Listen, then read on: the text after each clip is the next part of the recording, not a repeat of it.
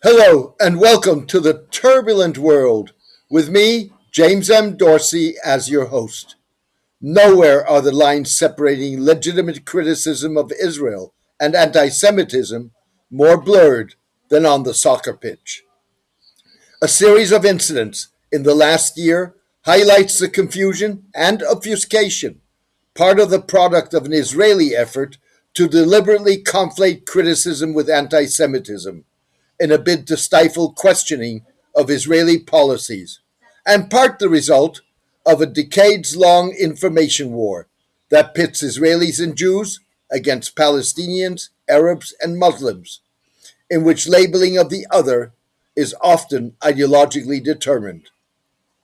The labeling includes Israel's consistent referral to Israeli Palestinians as Arabs rather than Israeli Palestinians in a bid to erase a separate Palestinian identity. And many Palestinians, Arabs, and Muslims using the terms Israeli, Zionist, and Jewish interchangeably rather than acknowledging the differences between the various categories. Adding to the confusion and obfuscation is the fact that colloquially, many Palestinians, Arabs, and Muslims often indiscriminately refer to Israelis, Jews, and Zionists as Yahud or Jews.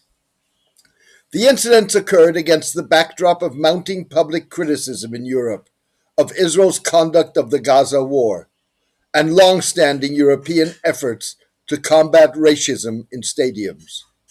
They include violence in Amsterdam almost a year ago between Maccabi Tel Aviv fans and anti Israel protesters. This month's clashes in Oslo between pro Palestinian protesters and police during a Norway Israel World Cup qualifier. And most recently, the Birmingham municipal and law enforcement's controversial decision to ban Maccabi Tel Aviv fans from attending next month's Europa League match against Aston Villa. Unlike British soccer associations, Norway has campaigned for holding the Israel Football Association's IFA feet to the fire for violations of world and European soccer bodies FIFA and UEFA statutes. This week, Asian Football Confederation AFC President Salman bin Ibrahim Al Khalifa appeared to support UEFA's evasion of a vote that would have likely favored suspension of Israel by pointing to US President Donald Trump's Gaza ceasefire agreement. Earlier, Mr. Khalifa advocated Israel's suspension at a FIFA Congress in Bangkok a year ago. I wish to once again express our solidarity with the Palestine FA and extend my deepest sympathies to all the victims in Gaza. While we were all relieved by the recent peace announcement in Gaza, I would like to assure the Palestine FA of our full support as they continue to rebuild their football activities, safeguard their players and officials, and keep the spirit of the game alive under these challenging circumstances, Mr. Al Khalifa said during recent AFC meetings in Saudi Arabia. Earlier this month, the Israel Football Association charged that sportswear giant Reebok had backtracked on a demand that the association remove the company's sponsorship logo from the Israeli national team's jerseys and kits. A coalition of runners on a 10-mile run from Cambridge to Seaport planned this weekend to deliver to Reebok's Boston headquarters a letter from 367 Palestinian sports clubs and associations demanding the company cancel its sponsorship. Reebok denied the Israeli assertion and rejected demands by the Boycott, Diversification and Sanctions BDS movement, saying, "We don't do politics, we do sport." Asia would have been the precedent for a potential Israeli suspension. Although geographically part of Asia, Israel competes in Europe because the Asian Football Confederation expelled the Jewish majority state in 1974 at the behest of Arab and Muslim associations, who refused to play Israel at a time that the Arabs and much of the Muslim world refused to acknowledge Israel's existence. Meanwhile, The Birmingham ban is proving to be contentious, in part because it follows on the heels of an attack earlier this month on a synagogue in Manchester on Yom Kippur, the highest holiday on the Jewish religious calendar, in which 3 people were killed. The West Midlands police said physical and safety factors had prompted the Maccabi ban, citing last year's violence in Amsterdam. Let that sink in. They have banned Maccabi Tel Aviv fans from attending their Europa Conference League game against Aston Villa because they cannot keep Jews safe in Birmingham, charged Aston Villa fan, analyst, and former British Army Major Andrew Fox, who served in Afghanistan, Bosnia, and Northern Ireland, asserting that what West Midlands police are really saying is chilling. They cannot protect Jews from a repeat of Amsterdam because mobs now rule our streets. Mr. Fox spun a legitimate point to denounce anti-Israeli protesters as mobs while describing racist songs and slogans of Israeli fans with a history of anti-Palestinian and anti-Muslim attitudes as unpleasant Israeli football chants. In doing so, Mr. Fox failed to acknowledge that racism straddles both sides of the Israeli-Palestinian divide. Moreover, like many Palestinians, Arabs, and Muslims, Mr. Fox deliberately conflated the categories of Jews and Israelis, given that not all Jews are Israelis, and not all Israelis are Jews. There is no doubt that Maccabi Tel Aviv's Amsterdam detractors expressed vile anti-Semitism.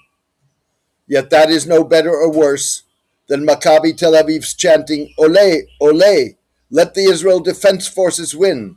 We will fuck the Arabs," asserting that there were no children left in Gaza, and shouting anti-Arab slogans in Israeli stadiums. Israeli soccer fan racism, long a fixture of Israeli football, reflects widespread anti-Palestinian sentiment in Israeli society.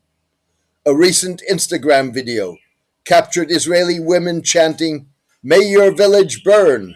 May your village burn!" as they worked out in a gym. The genocidal rhetoric is prevalent among Israelis, Palestinians, and their supporters, far beyond the borders of Israel and a potential future Palestinian state.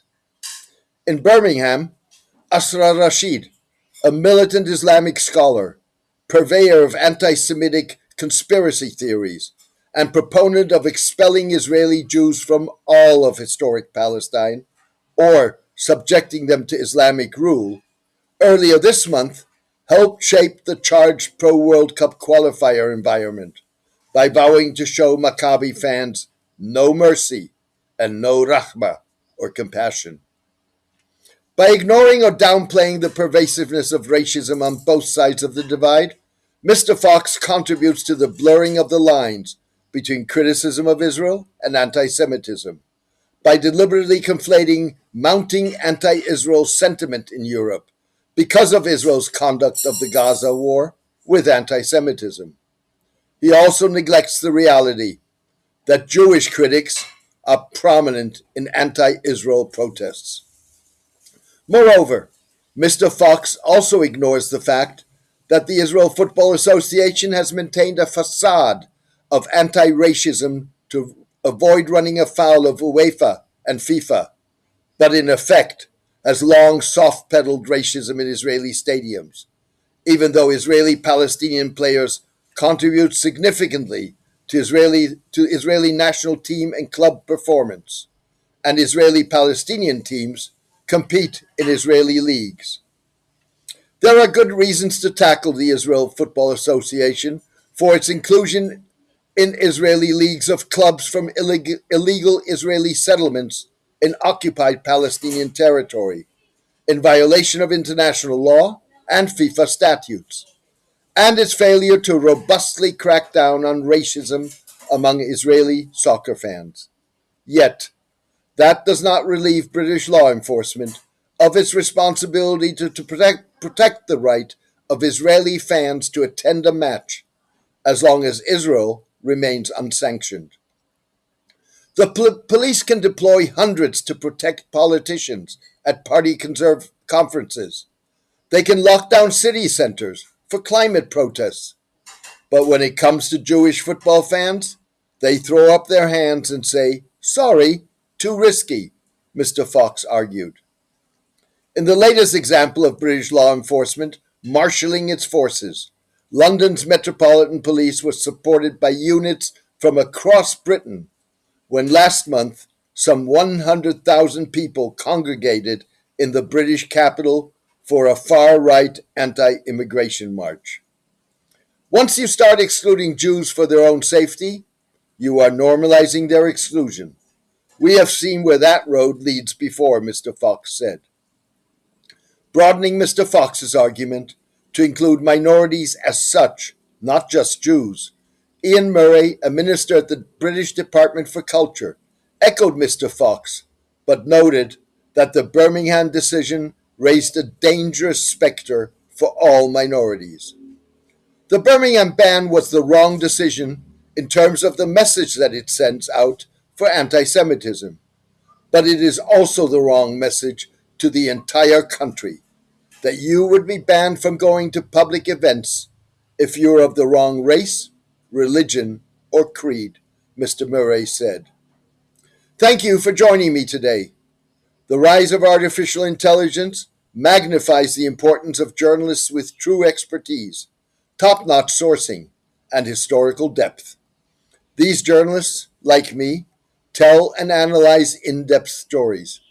Their goal is to enhance their readers' and listeners' ability to form informed opinions of their own. We don't just chronicle events.